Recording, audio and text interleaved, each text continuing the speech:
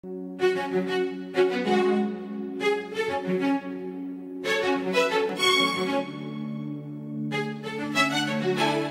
last execution took place in 1781 in Seville.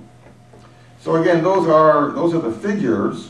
There were not tens of thousands of people killed. There were not 9 million witches. There were not hundreds of thousands of people killed. But one, of course, is too many. And these people were executed because they were Catholics, a name only. They were practicing their Jewish faith in secret.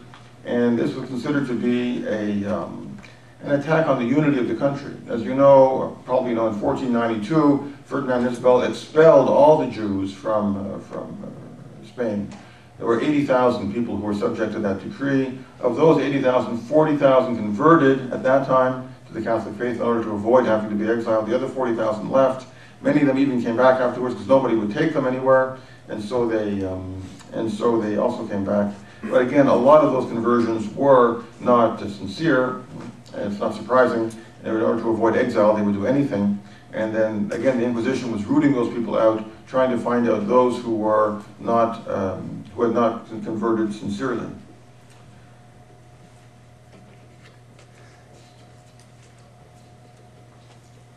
Now, as you know, in the 16th century and 17th century, there were some terrible wars of religion in Europe, in France, in Germany, the 30 Years' War. Europe almost tore itself apart between Catholic and Protestant. It's true that the Inquisition, historians say clearly, the Inquisition saved Spain from that. Spain was not involved in the wars of religion. They sent an army to help the Habsburgs of Austria in the 30 Years' War, but its own territory was never the object of any wars of religion, simply because it was a unified Catholic country, and there were no heretics, there were no Muslims, there were no Jews. They'd all been expelled or taken care of. So the country was unified, and so the many, many thousands of people who were killed in these wars of religion throughout Europe, Spain was saved that because of the Inquisition. There's also what we call the Roman Inquisition, most famous because it's the one that condemned Galileo not to death but to house imprisonment after his condemnation, and it was started by Paul III in 1542. It was much the same as the other Inquisitions, the same sort of procedures. So what can we say to all this? That the charge is that we've used force in matters of conscience, we've used torture and the death penalty for people who are only trying to express their own right to worship.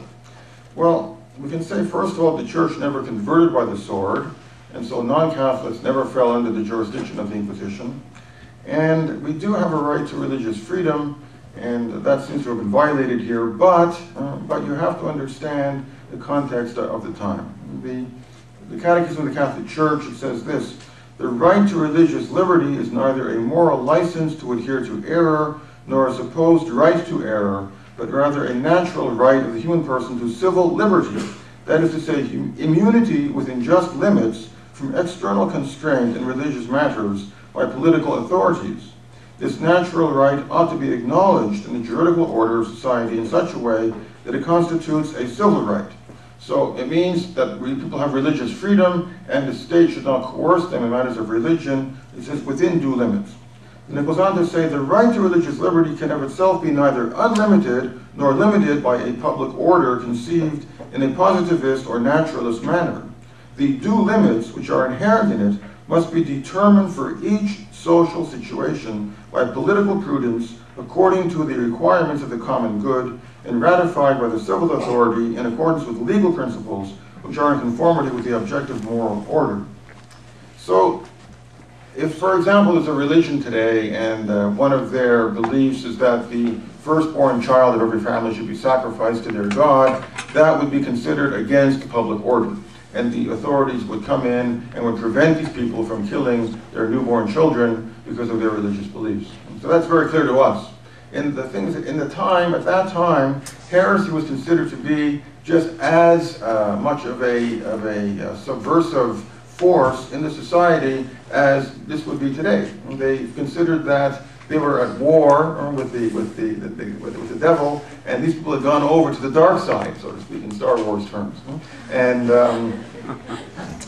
so they were beyond the pale. You know, they had to be punished because they were subverting the right order of society, or subverting the civil authority. So that is the justification of the time, with the mentality of the time. When you have a sacral order, when the political order and the religious order come together, as they do today in Muslim countries, then you end up with the political order carrying the sword and executing the will of the religious people in matters, and this should never happen. So it was a period of church history where this did happen, and the Pope has